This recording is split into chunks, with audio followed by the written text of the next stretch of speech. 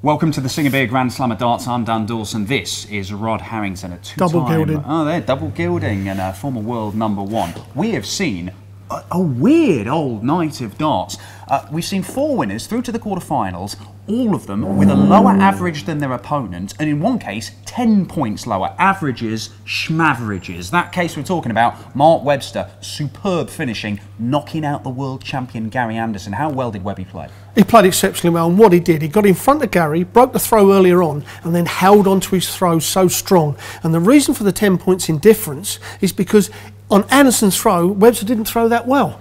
Hold on to your throw, that's all you've got to do. Yeah, Phil Taylor only averaged 91 and a bit. I mean, that's the lowest average we've seen from him since losing to Aidan Kirk at the UK Open. Still managed to get the job against Terry Jenkins from 4-0 down. Maybe it's just written for him to go all the way and defend his title. Well, I heard Phil being interviewed by Tom, and he couldn't understand it. He couldn't explain it, and it's best not to try and explain it. But if Terry Jenkins looks at that average, he will be very disappointed, because if you can't beat Phil Taylor at just over 90s, then what are you going to do when he throws hundreds? I think he'll turn up after this one, but he's very disappointed at the moment. And not very often do you see Phil Taylor disappointed over a win. Yeah, certainly. A missed opportunity for Jenkins. That Robbie Green put in a very strong display, but he couldn't reel in Robert Thornton, the Grand Prix champion. It could be a second major in the year for him if he keeps going. Yeah, Robert Thornton did step it up from his other games. He has had this foot problem. I think that is the cause of him just losing a bit of consistency. But I think what was in Robert's favour was the best of 19. Robbie Green is not really used to them long distances, although he played extremely well.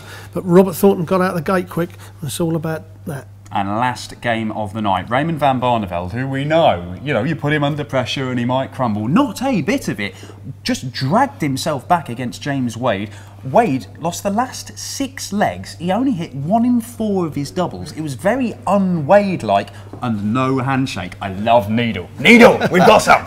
We have plenty of Needle over the years. Yes, I mean, at one time it looked like James was just going to walk away with it. He was so strong, hit loads of 180s, 140s. The double top was at the end of his fingertips. And then Barney started to take his time. That's all part of the game. There's no rules that say you can't take your time.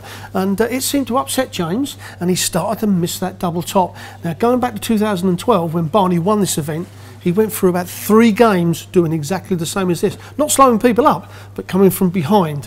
Perhaps the Barney of 2012 is going to turn up. Yeah, so Taylor versus Thornton, that'll be on Friday night. It's also when we see Barney back in action. We've got the other quarterfinals set up on Thursday night. We will be back, you'll be back, everybody will be back. It'll be awesome.